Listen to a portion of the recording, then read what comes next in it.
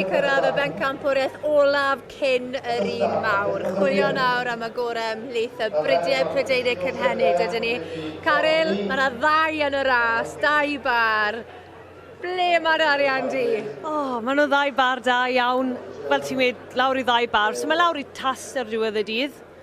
A un beiriant ni, Rob Adams, mae'n sicr yn gwybod beth mae'n chwilio am.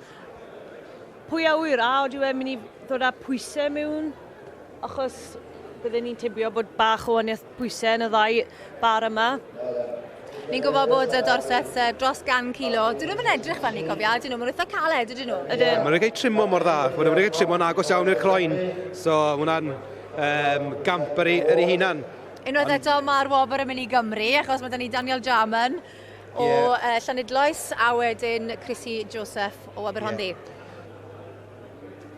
Mae'n edrych yn debyg gyda John Jarman sy'n ei fynd ar preis eleni a chwarae teg iddo fe. Mae'n ei troi nhw mas yn arbennig chwarae teg. Mae'n ei trimmo nhw dda a mae'r beirniad wedi cofio nhw ers y cysylltiaeth gynnau. Mae'n wedi aros yn ei feddwl maen nhw wedi ennill y tlws arbennig yma efi. Dros 20 par dyn nhw yma. Chwarae teg i fe, mae wedi cael troi a hanner i ddod ar holl beiri mas. Ond eto i ddod mas ar y brig, mae'n un tipyn o gamp. A rhoi'r dorset corniog hefyd ar y map, Mae e'n neis gweld gwahaniaeth yn ennill am change.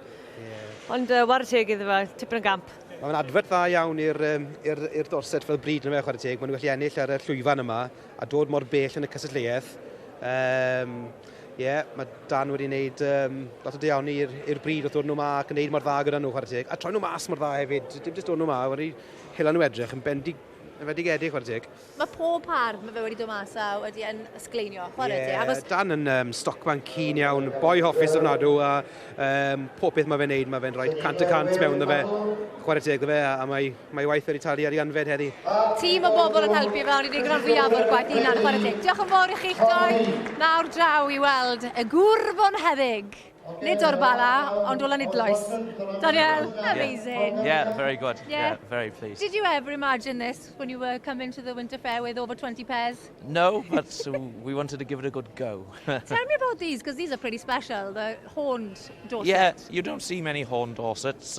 Most of them are polled, but we like showing the horned ones because there's a bit more shape to them. Hardier? Yeah, I suppose they are a bit more, but yeah, I don't know. They're just nice lambs. Well, it certainly worked today. Yeah. Will you have a rest now after the Winter Fair? Yeah, for a couple of days. Well, good luck later on. Grand. Thank you very much. Da iawn. Diolch.